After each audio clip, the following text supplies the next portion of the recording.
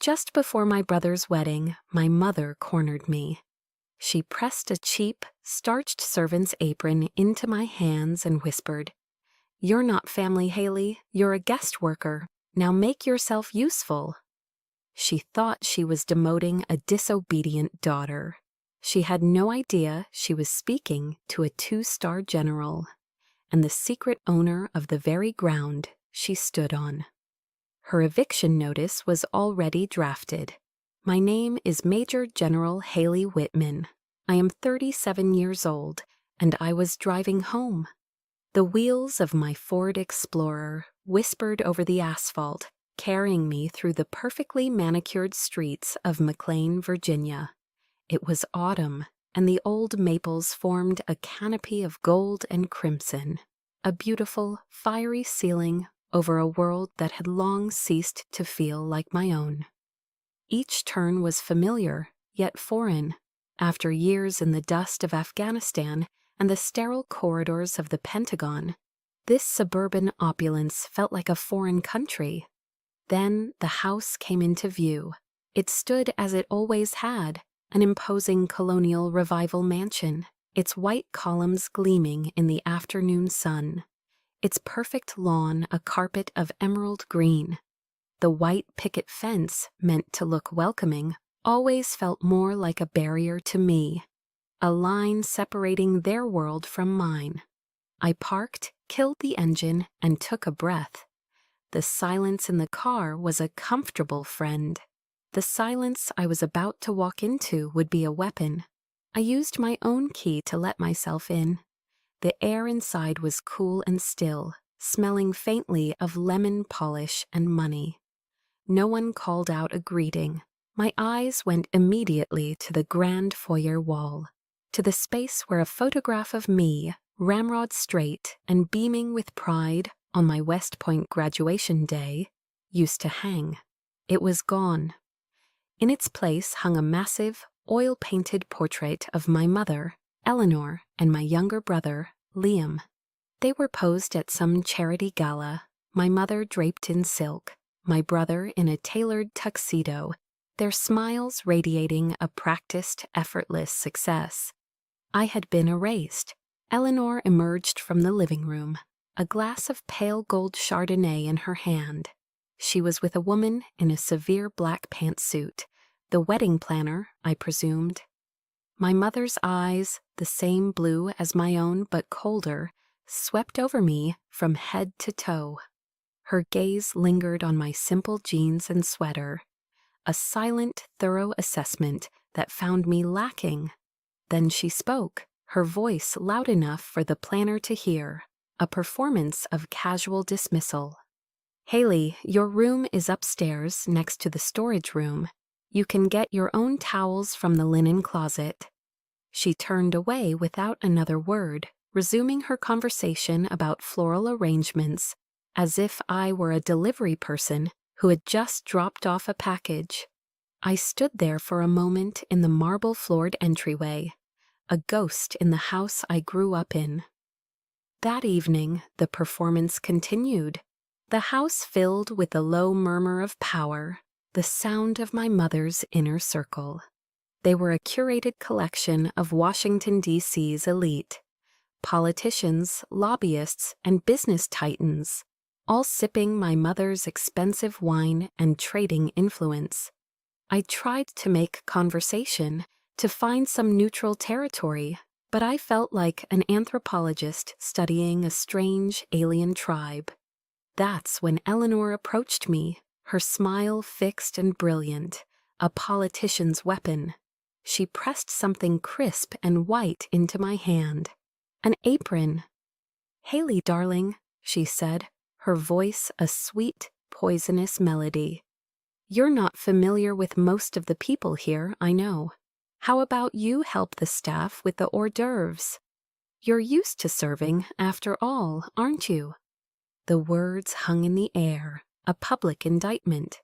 A few of the nearby guests offered stifled, polite chuckles. I glanced over at Liam. He stood talking to a senator, and upon hearing our mother's words, he simply shrugged, a small, dismissive gesture. before turning back to his conversation about his latest architectural project. He was an accomplice in his indifference. A hot flush of shame crept up my neck, burning my face. In that moment, I wasn't a major general in the United States Army. The 2 stars on my shoulders, earned through sweat, blood, and sleepless nights, felt like they had been stripped away. I was just a helper, a prop, an inconvenience in a pristine white apron. The final cut came a few minutes later.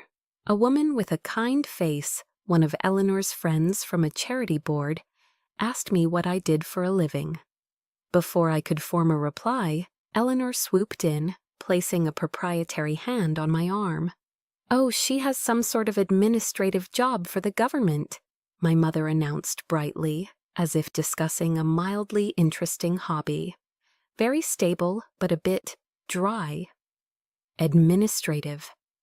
The word was a calculated insult, designed to sandpaper my career down to something small, boring, and unimpressive. The feeling of being erased was now complete. My throat tightened, the air suddenly thick and hard to breathe. I was invisible, a servant whose only purpose was to not get in the way of the real family. I didn't say a word. I simply nodded to the kind woman, extricated myself from my mother's grasp, and walked away from the glittering party.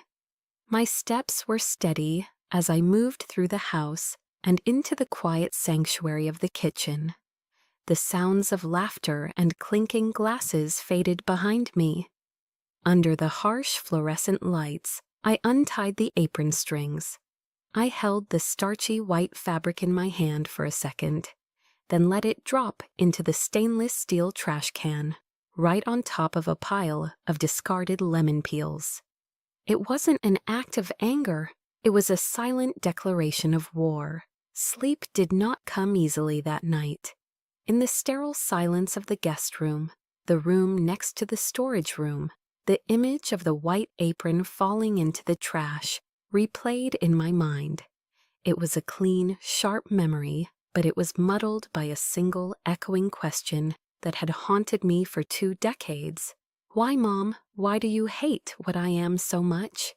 There was only one place I could go to even begin to find an answer. Before dawn, I was back in my Ford Explorer, driving through the sleeping suburbs towards Arlington National Cemetery. A thin, ethereal mist clung to the ground, softening the edges of the world. The air was crisp and carried the scent of damp earth and fallen leaves. Here, the silence was different. It wasn't the weaponized silence of my mother's house.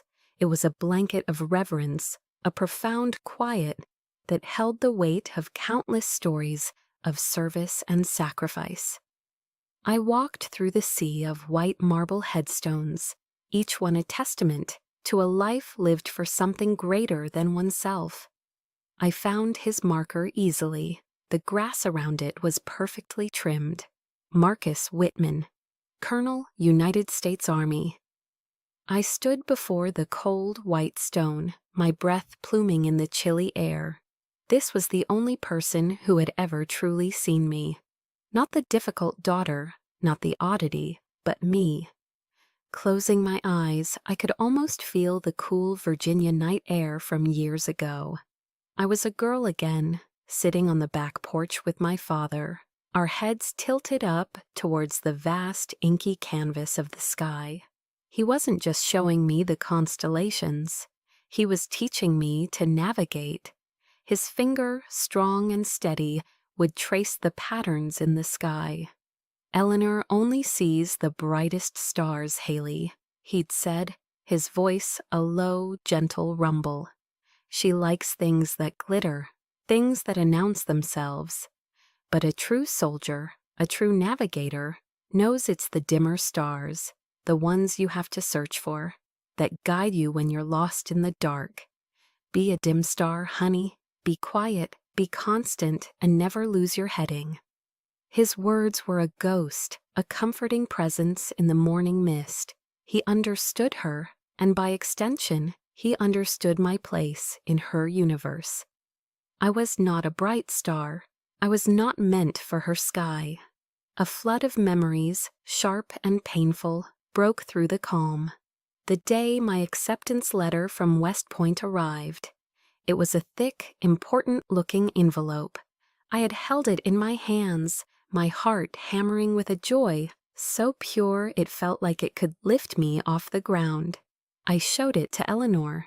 She took it, her perfectly manicured fingers barely touching the paper, and tossed it onto the mahogany dining table as if it were junk mail. "You're ruining your life, Haley," she had declared, her voice devoid of warmth. "You'll become hard and coarse. No decent man from McLean will want to marry a soldier." There was no pride, no congratulations, just a verdict, a life sentence. That same week, my brother, Liam, won a regional school art competition. A simple ribbon and a certificate. For that, Eleanor threw a lavish party in the backyard. She invited over 100 guests. There were caterers, a string quartet, and champagne. All for a child's drawing. The injustice of it burned in my memory. But my father, my quiet, constant star, had found a way. He'd snuck me out of the house that evening, away from the tinkling laughter and forced smiles. He drove us into D.C. to Ben's Chili Bowl, a loud, wonderfully chaotic place that was a universe away from my mother's curated world. We sat at the counter, and he ordered us his favorite thing on the menu, 2 chili half-smokes, sizzling hot and smothered in their famous chili. The greasy, delicious, unpretentious meal was the most meaningful celebration of my life. As I ate, he'd looked at me, his eyes full of the pride my mother had denied me. "Don't you ever let anyone tell you your dreams aren't worth celebrating," he'd said, his voice firm over the diner's happy clamor. "Not ever." Now, standing at his grave, the memory was so vivid I could almost taste the chili. The contrast between my father's quiet validation and my mother's loud disapproval was the blueprint of my childhood. I reached into my pocket and pulled out a challenge coin from my old unit. It was heavy and cool in my palm. It was a soldier's tradition, a small token of respect and remembrance left for a fallen comrade. I leaned down and placed it carefully on top of the smooth, cold marble of his headstone. The metal made a soft, definitive click against the stone. I whispered into the quiet air, my words meant for him alone. "Dad, I'm not lost. I'm just in the dark right now. But I remember your lesson. I remember the stars." I took a deep, steadying breath. It's time I learned to be my own guide star, even if no one else can see the light. A new resolve settled in my heart. It wasn't the hot fire of revenge. It was something colder, stronger. It was a determination to honor his legacy, to reclaim the definition of service and honor that my mother had tried so hard to tarnish. I stood up, squared my shoulders, and turned away from the grave. The morning mist was beginning to burn off, and the first rays of sunlight were piercing through the trees, glinting off the endless rows of white. I was walking out of the shadows, and I knew the path ahead would be my own. The path of a dim star, my father had called it. Driving away from Arlington, I realized that my entire adult life had been lived on that path. It was a journey paved not with my mother's approval or my brother's easy successes, but with sweat, mud, and the stony silence of my family. The memories came back not as a gentle stream, but as a series of sharp, vivid snapshots. West Point, the endless nights spent shivering in the cold, wet mud during field exercises, my muscles screaming in protest, the grueling physical trials that pushed me to the edge of collapse, my lungs burning, my vision tunneling. I remember the subtle, corrosive condescension from some of the male cadets, the quiet shock on their faces when I not only kept up, but surpassed them in tactical simulations. Their surprise was a quiet fuel, burning alongside my father's memory. Each small victory was a silent affirmation that I was on the right path, even if it was a lonely one. Then Afghanistan. The memories shifted from the green hills of New York to the beige, dusty landscapes of Helmand Province. I was a young first lieutenant then, leading a patrol through a remote village. The air was a constant companion, thick with dust, tension, and the ever-present threat of danger. My world was the weight of my gear, the feel of my rifle in my hands, and the faces of the soldiers who trusted me with their lives. I learned a new language there, a language unspoken. I learned to read a person's intent not in their words, but in the flicker of their eyes, in the posture of their shoulders, in the charged silence between two distant gunshots. These were lessons in human nature, in survival, that no Ivy League university could ever teach my brother, Liam. He learned about aesthetics and structure. I learned about life and death. One memory from that time remains a permanent, unhealed scar on my soul. It was Christmas time. I was in Kandahar at a makeshift forward operating base, just hours after an ambush had cost me a good soldier. A young man from Ohio with a picture of his high school sweetheart taped inside his helmet. I was bone-weary, grieving, and a million miles from anything that felt like home. I managed to get a video call through. The screen flickered to life, revealing our family living room in McLean. It was a scene from a holiday card, a towering, brilliantly lit Christmas tree, Eleanor and Liam laughing, glasses of eggnog in their hands. They were surrounded by warmth, comfort, and safety. My mother's smile faltered when she saw me. My face was caked in grime, my eyes hollow with exhaustion. She sighed, a sound of faint annoyance. "Oh goodness, Haley, you look dreadful. Are you eating properly?" That was her first question. Not, "Are you safe?" Not, "Are you okay?" Liam leaned into the frame, his face beaming. "Hey sis, Mom just got me a new BMW for my promotion." The words struck me with physical force. A new car. A man I considered a brother was dead, and my own brother was celebrating a luxury vehicle. No one asked about the firefight. No one asked about my men. Suddenly, a siren blared on my end, the unmistakable sound of an incoming rocket attack. I had to go. The last thing I heard before I cut the connection was my mother's voice, turning to Liam, completely unfazed. "Come on, let's go pick out your outfit for the golf club party."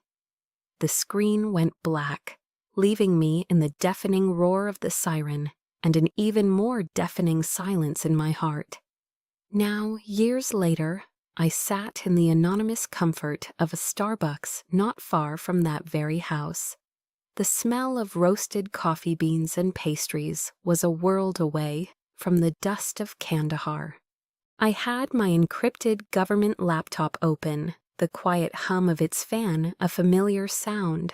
I scrolled through my inbox, a digital testament to the life my family refused to see. There was an email with an official invitation to be a keynote speaker at an international security conference in London. Another was a commendation from the Pentagon on an intelligence brief I had authored, a brief that had directly influenced national policy. My work had weight, it had meaning, it was recognized at the highest levels.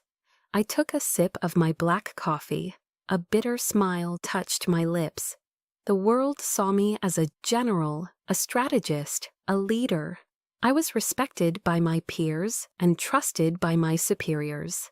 But in the magnificent colonial house, just a few miles down the road, I was still the girl who wasn't good enough, the one who wasn't worth a celebration, the one who was best suited to wear an apron and serve the real guests. The world saw a general, but my family saw a ghost, a useful but ultimately invisible one. I was still sitting in that Starbucks, the bitter smile lingering on my lips as I stared at the commendation from the Pentagon on my laptop screen. The world saw me, but my family didn't. The familiar ache of that truth was settling in when a new email popped into my inbox. The subject line was simple, coffee, but it was the sender's name that made my heart skip a beat. Ava Russo, I knew that name, Captain Ava Russo, my brother Liam's fiancée. I read the email. It was short and to the point, suggesting a meeting at a coffee shop in DuPont Circle.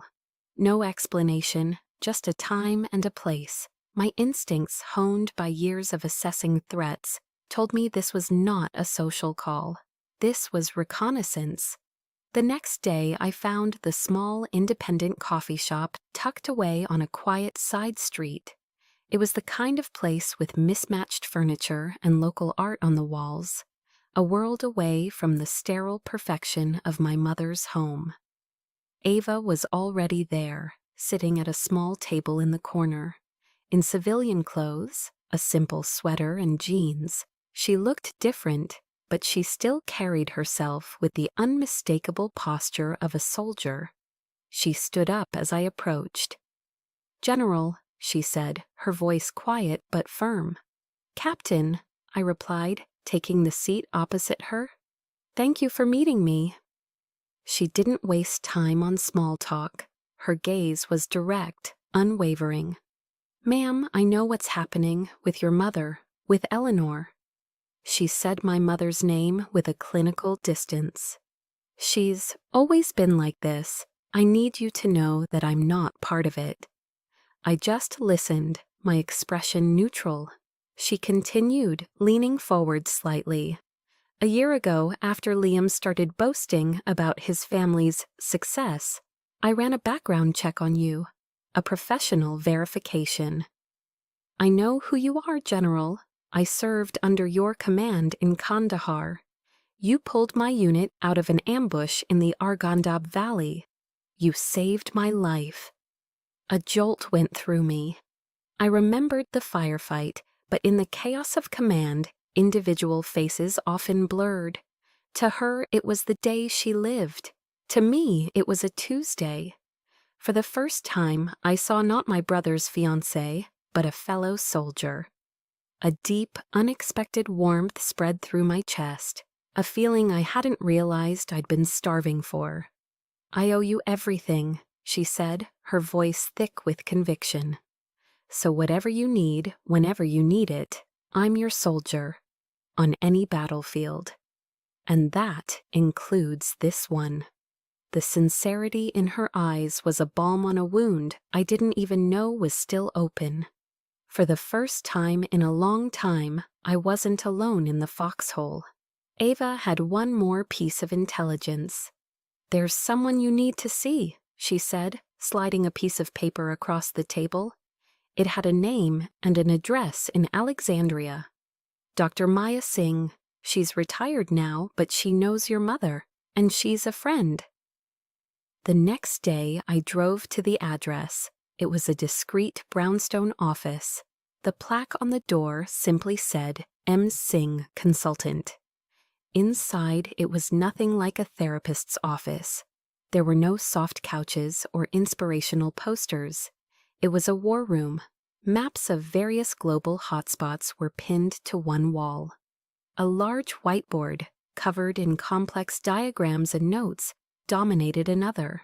A powerful-looking woman with sharp, intelligent eyes and silver-streaked black hair rose from behind a large desk.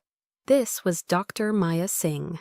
She was an American woman of Indian descent, but she moved with the calm authority of someone who had spent a lifetime navigating the corridors of power in D.C. She had been a top strategist for the Defense Intelligence Agency. "General Whitman," she said, her voice warm but businesslike. Ava called ahead. "Please, sit. Tea?" As she poured 2 cups of Earl Grey, she got straight to the point. I've known Eleanor Whitman for 30 years, from various boards and committees. I've watched her operate. Maya looked me directly in the eye. This isn't just a family squabble, Haley. Your mother isn't just attacking your feelings. She's conducting a systematic campaign of information warfare to erase your identity and seize your father's legacy. And we are going to fight back with the same weapons, truth and precision. The word "we" resonated in the quiet room. Maya opened a desk drawer and placed 2 small items on the polished wood between us. A digital voice recorder, no bigger than a tube of lipstick, and a black encrypted USB drive. Your mother operates on manipulation and lies spoken in private, Maya said, her voice steel. From now on, you gather intelligence, record everything, document everything. We are building a case, your case. That evening, the 3 of us met in Maya's war room. A major general, a captain, and a retired DIA strategist, a chosen family forged in shared purpose. There were no tears, no emotional hand-wringing. We talked tactics. Ava, using her access, pulled up the floor plans and security system schematics for the wedding venue. Maya started outlining a timeline, identifying key players on the guest list, journalists, politicians, influential figures who could turn the tide. I provided the ground truth, the history of my mother's actions, the psychological profile of my opponent. For the first time, I felt the tide beginning to turn. The lonely path of the dim star was no longer a solo mission. A new constellation was forming. We were drawing up a battle plan to dismantle Eleanor Whitman's empire. Not with anger, but with cold, hard facts. It was a campaign fueled by military precision, intelligence expertise, and the unshakable loyalty of soldiers. The fight for my father's legacy and my own had begun. 2 days after our strategy session in Maya's war room, my mother called. Her voice over the phone was unnaturally warm, a tone I hadn't heard directed at me since I was a child. She wanted to have dinner, just the 2 of us, a chance to reconnect before the wedding madness. My internal alarms blared. This was a tactical move, but Maya's words echoed in my mind. Gather intelligence. This was my first opportunity. I'd like that, I said, my own voice carefully neutral. Before leaving my temporary apartment, I took out the small, sleek voice recorder Maya had given me. With a quiet click, I activated it and slipped it into my clutch.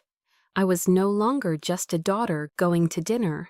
I was an operative heading into hostile territory. Eleanor had chosen the Inn at Little Washington. It was a legendary 3 Michelin star restaurant, nestled in the Virginia countryside, a place of extreme luxury and hushed tones. It was also incredibly public, a favorite haunt of senators and CEOs. A strategic choice. She knew I wouldn't make a scene there. The entire evening was a carefully constructed stage. She was already seated when I arrived, looking impeccable in a silk dress, a single strand of pearls at her throat. She smiled, a dazzling public relations smile that didn't reach her eyes.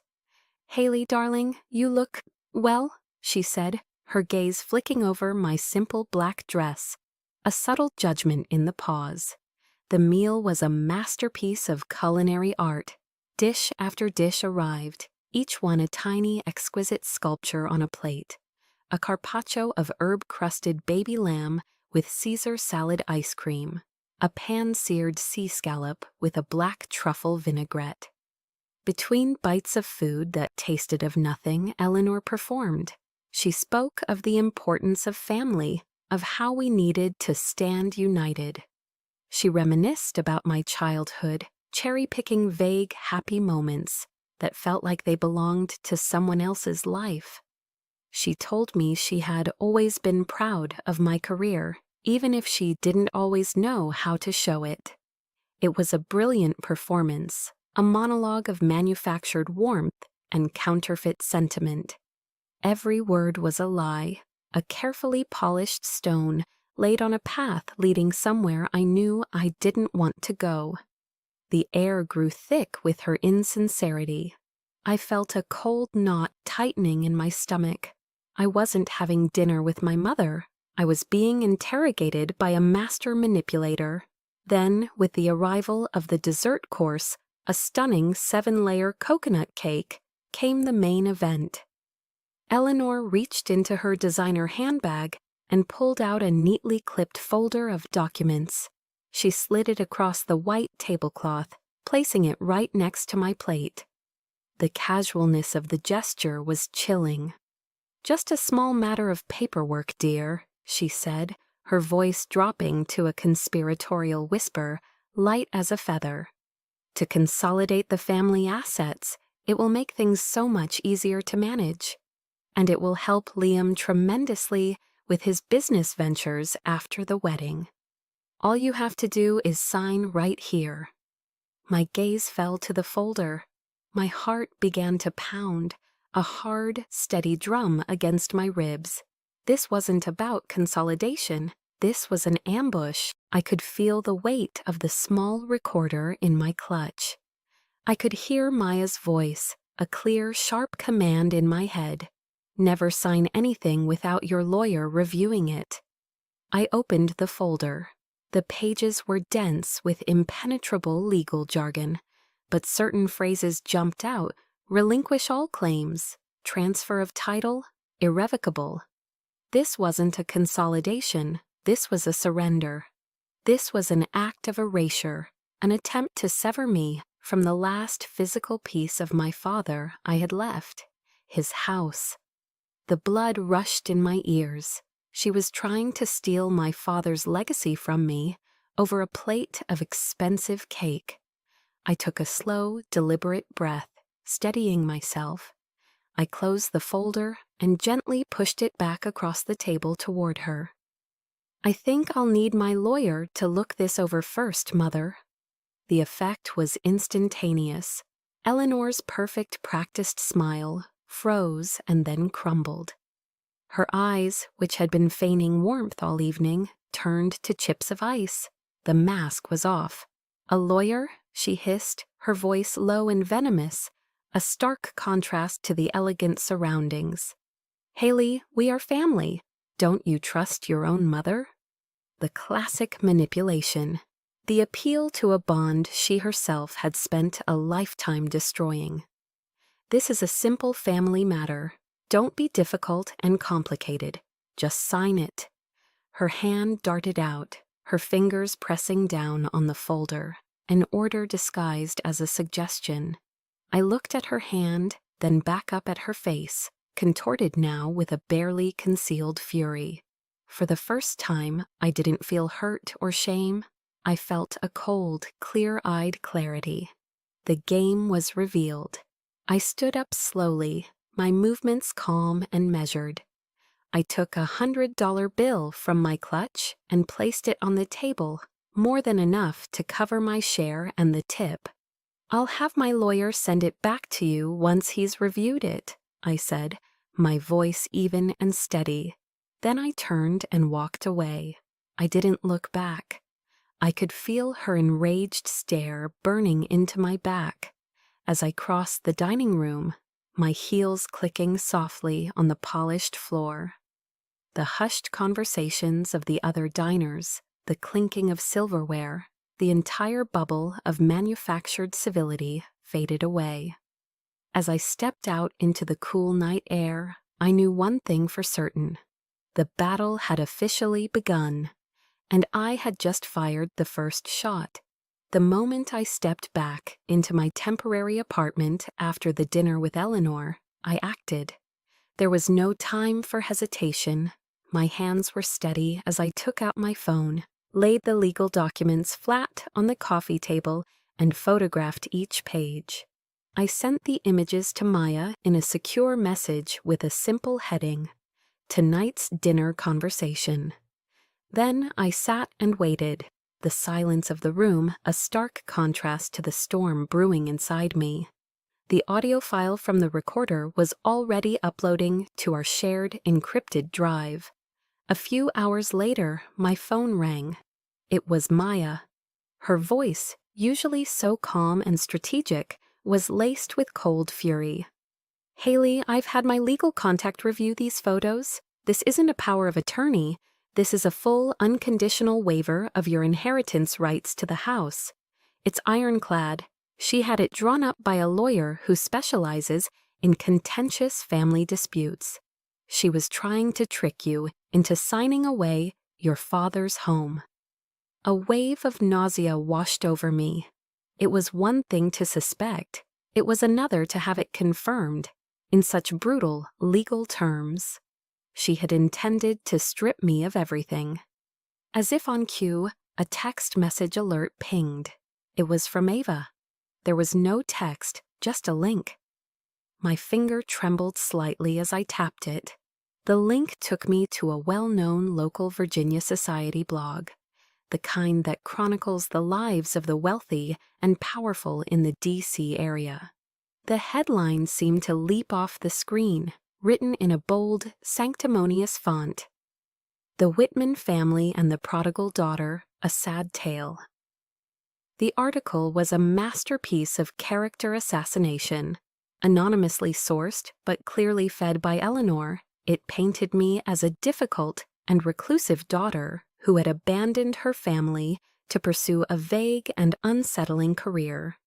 It insinuated, with practiced insidiousness, that my time in the military had left me with psychological issues, making me unstable and prone to jealousy over my brother's impending marriage. It claimed I was actively trying to cause trouble for his wedding. But the worst part, the part that made the blood freeze in my veins, was the picture. They had found an old photo of me, taken right after a grueling 72-hour mission in a combat zone. I was exhausted, my face smudged with dirt, my eyes hollow. They had cropped it, enlarged it, and used it to illustrate their narrative of the unhinged veteran. It was a violation so profound, so personal, it stole the air from my lungs. They didn't just want to disinherit me. They wanted to utterly destroy me, to discredit me so completely that no one would ever listen to a word I said. My service, my sacrifices, the very things that had defined my life, they were twisting them into weapons to be used against me. I dropped the phone on the couch as if it were on fire. I sank into the darkness of the unlit living room, the city lights twinkling mockingly outside my window. For a moment, I felt the crushing weight of it all. The lies, the betrayal, the sheer calculated cruelty. I felt the floor give way beneath me, and then I remembered. My father's voice, talking about the dim stars. Maya's voice, telling me to fight back with truth. Ava's voice, pledging her loyalty. I was not alone in the dark. I reached for my laptop, my movements stiff at first, then more certain. I opened the web browser and typed Brené Brown, The Man in the Arena, into the search bar. I clicked on the video of her Netflix special, The Call to Courage, and fast-forwarded to the part I needed to hear. Her voice filled the silent room, strong and clear, quoting Theodore Roosevelt's timeless words. "It is not the critic who counts, not the man who points out how the strong man stumbles. The credit belongs to the man who is actually in the arena, whose face is marred by dust and sweat and blood, who at the best knows in the end the triumph of high achievement, and who at the worst, if he fails, at least fails while daring greatly." I closed my eyes, letting the words wash over me. The critics, Eleanor, Liam, their soulless friends, the faceless blogger. They were all just critics. They were spectators sitting in the cheap seats of the arena, comfortable and safe, casting judgment on a game they were too cowardly to play. But me, I had always been in the arena. My face had been marred by the dust of Afghanistan. My hands knew the grit and the grime of the fight. I had stumbled, I had bled, and I had dared greatly. I opened my eyes. The fear was gone, the hurt was gone. All that remained was a cold, hard, crystalline clarity. The path forward was illuminated. They had pushed me out of the family, and in doing so, they had pushed me right back into the one place I truly belonged, the battlefield. And I'm sure some of you listening know exactly what that moment feels like. The moment the pain stops and the purpose begins. I picked up my phone. My hand was rock steady now. I dialed Maya's number. She answered on the first ring. "Activate everything," I said, my voice low and devoid of any emotion except for pure, unadulterated resolve. "It's time to enter my arena." My final words to Maya on the phone, "It's time to enter my arena," were not a plea. They were an executive order. The response was immediate. The next 48 hours were a blur of focused, relentless preparation. Maya's quiet office in Alexandria transformed into a full-fledged command center. The whiteboard, once covered in abstract diagrams, was now a meticulously detailed battle plan. A floor plan of the hotel ballroom was pinned in the center, marked with ingress and egress routes, camera blind spots, and optimal lines of sight. Ava, leveraging her technical skills, had procured schematics of the venue's AV system, giving us control over every microphone and projector screen in the room. We operated with the quiet efficiency of a seasoned military unit. Maya, the strategist, worked her contacts. She compiled a list of key guests, not just the powerful, but the influential. She identified 3 prominent journalists and a handful of social media influencers, known for breaking stories. A digital dossier, containing every piece of evidence we had, was prepared and encrypted, ready to be deployed at the precise moment. Maya had already briefed a trusted investigative reporter from a major national newspaper, priming him to expect a package at H hour. Ava was my intelligence officer. She monitored online chatter, tracking the spread of the hit piece Eleanor had planted. She created a detailed timeline of events for the wedding ceremony, predicting choke points and moments of opportunity. There was no emotion, only data. Who would speak and when? Where Eleanor would be seated. The exact moment the ceremony would transition to the reception. Every detail was a potential advantage. My role was command. I made the call that would secure our most critical asset. Using a secure line, I contacted General Alistair Vance, my former commanding officer and mentor, now a 4-star general at the Pentagon. I didn't complain or offer emotional backstory. I presented the situation like a field report, a concise, factual briefing on a campaign of misinformation targeting a senior officer. "Sir, I require 2 assets," I said, my voice steady. The unredacted after-action report for Operation Desert Aegis, and a formal video confirmation of my service record and decorations from the Pentagon. There was a pause on the other end of the line, a silence heavy with contemplation. General Vance was a man of few words, but immense integrity. I knew he understood the unspoken context. "The files will be on a secure server for you within the hour, Major General," he finally said, his voice like gravel and steel. "It's high time the full story of what you and your soldiers did in that valley was properly recognized." He didn't ask for more details. He didn't question my motives. That was the loyalty of the uniform, a bond forged in shared duty that my mother could never comprehend. The night before the wedding, I didn't sleep. The city lights of Alexandria bled through the blinds, but my focus was entirely within the four walls of my room. I had retrieved my Class A Army service uniform, the formal dress blues, from its garment bag. It was the uniform of ceremony, of tradition, of honor.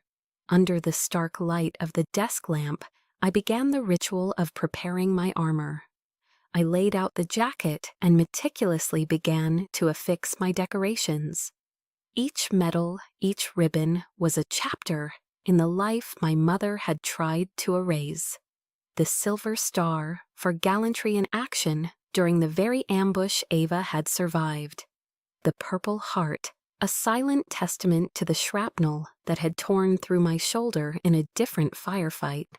A story I'd never even tried to tell my family. The Defense Superior Service Medal, the Legion of Merit, the Bronze Star. Each pin I pushed through the deep blue fabric was a memory, a fallen comrade, a sleepless night, a moment of terror, a surge of pride. They were a silent, metallic language that told the true story of my service. A story of sweat and blood, not the dry administrative fiction my mother had created. I took out my portable steamer, the hiss of the hot vapor filling the quiet room. I worked on every inch of the uniform, smoothing out every potential wrinkle, ensuring every crease was razor sharp, every line perfect. The polished brass buttons gleamed like gold coins. The 2 silver stars on each shoulder epaulette shone with a cold, hard light. This was more than just preparation. It was a transformation. I was shedding the ill-fitting costume of the difficult daughter they had tried to force upon me. I was stepping back into my own skin.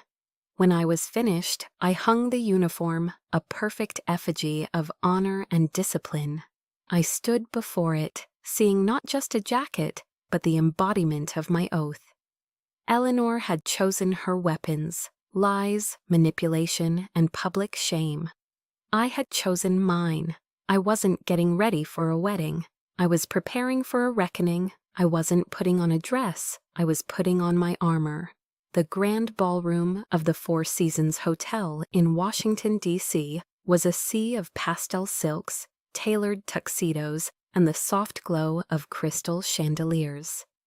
A string quartet was playing something light and classical, a delicate soundtrack for the union of 2 influential families. My brother, Liam, stood at the altar, looking handsome and confident. My mother, Eleanor, sat in the front row, the perfect image of the proud matriarch, radiating a serene, regal calm. The ceremony had just begun. The procession was over. The minister was welcoming the guests. This was H hour. As planned, the grand oak doors at the back of the ballroom swung open. But the person who entered was not a late-arriving guest in a flowing gown. It was me. I stepped into the room, and a shockwave of silence radiated outwards from the doorway. Every sound ceased. The music faltered, a single violin note dying in the air. The low murmur of the 300 guests evaporated. Every head turned. Every pair of eyes locked onto me. I was not wearing a dress. I was wearing my armor. The deep blue jacket of my Army service uniform was immaculate. The brass buttons gleamed, and the rows of ribbons on my chest were a vibrant testament to a life they had tried to deny. The 2 silver stars of a major general on each shoulder seemed to catch and hold the light of the chandeliers. I saw my mother's face.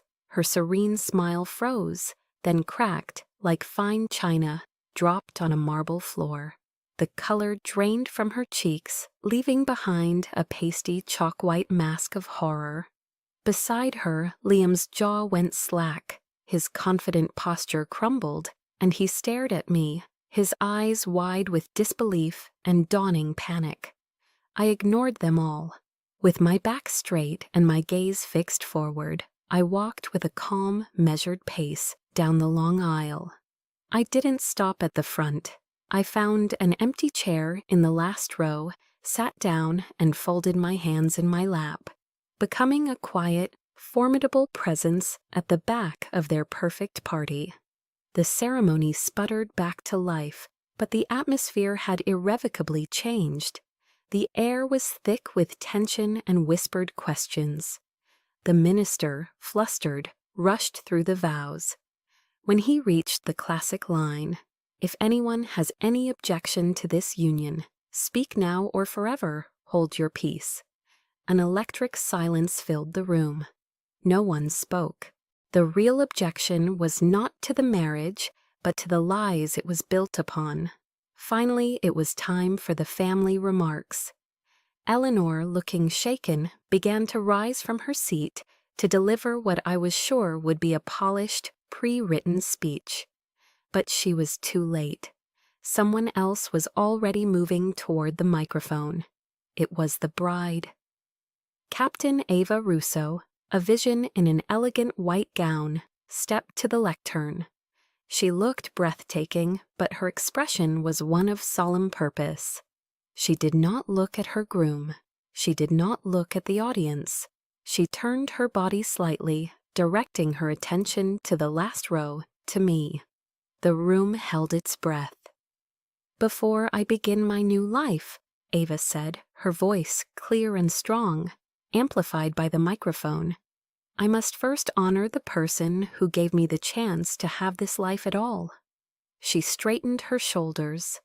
In her beautiful wedding dress, she drew herself up to a position of attention, and then, in a gesture of profound respect and loyalty, she raised her hand to her brow in a sharp, perfect military salute. "To Major General Haley Whitman," she declared. A collective gasp swept through the ballroom. The title, spoken with such reverence, hung in the air like a detonation. Major General. My mother's face contorted in a silent scream. Ava was not finished. She lowered her hand and continued, her voice ringing with indisputable truth. "The general, sitting in the back row, is the woman who saved my life, and the lives of 5 other soldiers during Operation Desert Aegis in Kandahar." That was the cue.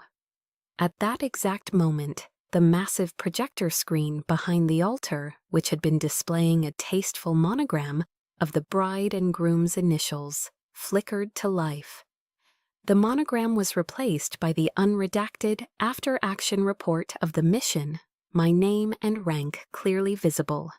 Then a montage of photos, me in the field, me with my unit, me receiving the silver star. The screen displayed a high-resolution image of my decorations, each one named and explained. And then, the final asset, the video from General Alistair Vance. His stern, authoritative face filled the screen. In his full Class A uniform, he looked directly into the camera and confirmed my rank, my service record, and the circumstances of my commendations, his voice leaving no room for doubt. Simultaneously, as Maya hit send from her command center, the phones of every journalist in the room began to buzz and chime, a chorus of incoming alerts. The dossier was delivered. It was too much for Eleanor. Her carefully constructed world was shattering in real time, before her horrified eyes. She leapt from her seat, her composure completely gone. "Stop this!" she shrieked, her voice raw and ugly. "This is a lie! All of it is a lie!" She lunged toward the stage, a desperate attempt to stop the unstoppable. But it was far, far too late. From the stunned silence of the crowd, a single person began to clap, then another and another. It started slowly, then grew into a wave, a thunderous rolling ovation that shook the entire ballroom. The guests were getting to their feet, not for the bride and groom, but for the soldier in the back row. They were applauding the truth. They were applauding a hero who had finally been seen. I sat perfectly still in my chair, in the heart of the storm I had unleashed, and let the sound of my vindication wash over me. In the aftermath of the thunderous applause, an unnerving silence fell within me. The adrenaline that had surged through my veins ebbed away, leaving behind a profound, hollow exhaustion. I slipped out of the ballroom unnoticed in the ensuing chaos, leaving the wreckage of my family's perfect evening behind. The battle was over, but now came the aftershocks. The next morning, the storm broke. My story was on the front page of the Washington Post, above the fold. The headline was stark: "The Invisible General, Pentagon confirms heroism of officer hidden by own family." The name stuck. I had become a phenomenon. Every major news network picked up the story.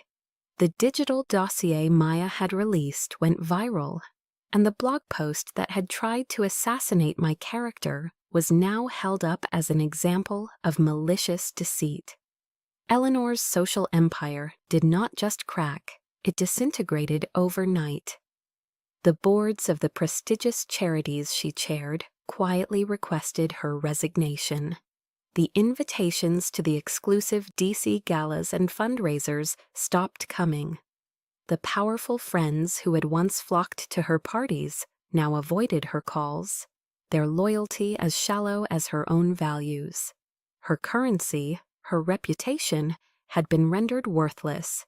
The wedding, of course, was officially canceled.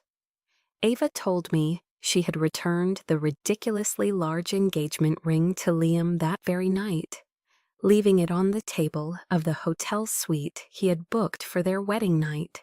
She was free. 2 days later, my brother showed up at my apartment. Liam looked terrible. His usually perfect hair was a mess, his expensive clothes were rumpled, and there were dark circles under his eyes. He looked like a man who had seen his gilded world collapse. He stood in my doorway, not with an apology, but with an accusation. "You ruined everything," he said, his voice a ragged whisper of disbelief. "Everything. Did you have to do it like that?" I looked at my little brother, the boy I had once protected on the playground, the man I had tried to love despite the wall my mother built between us. And for the first time, I saw him with perfect, painful clarity. I saw not a victim, but a willing accomplice. I saw the weakness, the entitlement, the profound selfishness that had allowed him to stand by and watch me be erased time and time again. There was no remorse in his eyes, only self-pity. The last vestiges of sisterly affection inside me withered and died. "No, Liam," I replied, my voice calm and devoid of the anger he so clearly expected. "I didn't ruin anything, I just turned on the lights. Mom's lies and your silence, your complicity, is what ruined everything. You chose your side a long time ago." He just stared at me, his mouth opening and closing with no sound coming out, like a fish out of water. He was stunned, not by my words, but by the fact that they held no anger, no room for argument. They were simply a statement of fact. I closed the door gently in his face, the soft click of the lock a definitive, final sound. It was the closing of a chapter I should have ended years ago. The final piece of business was the house, my father's house, the stage for all of Eleanor's vanities. My lawyer, a sharp, no-nonsense man recommended by Maya, drafted and sent the official notice. It wasn't an eviction. That would have been a cruel, vengeful act, and my mission was about justice, not revenge. The notice was far more strategic. It informed Eleanor that as the legal owner of the property, I would not be forcing her to leave. Instead, effective immediately, she would be required to pay monthly rent at the current fair market value for a property of that size in McLean, Virginia. It was a substantial sum. Furthermore, The document stipulated that 100% of that rent money would be paid directly from her account into a charitable trust I had established, the Colonel Marcus Whitman Legacy Fund, dedicated to providing scholarships for the children of fallen and wounded service members. My father's house would no longer be a monument to social climbing and empty prestige. It would become what he would have wanted, a true legacy of service. It would educate children. It would support families who, like mine, had sacrificed for this country. It would be a source of honor. My mother could continue to live in her palace, but now it would be a gilded cage, a constant monthly reminder of her defeat. She would be funding the very values she had spent her life despising. I had drawn my new boundary. It wasn't built of bricks and mortar, or of anger and resentment. It was built of truth, of justice, and of the law. It was a wall she could never tear down. Standing there in my quiet apartment, I finally understood what a true inheritance was. It wasn't a house, it was the strength to protect what you hold sacred. The storm passed, the news cycle moved on, and in the quiet aftermath, I began to understand the nature of peace. It wasn't the absence of conflict, but the presence of a quiet, internal alignment.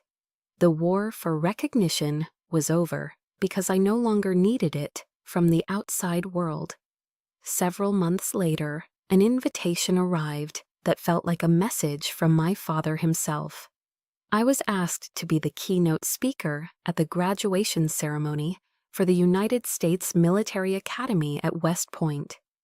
Standing on that historic rostrum, looking out at the sea of cadets in their crisp gray uniforms, the long gray line, I felt my father's pride swell within me.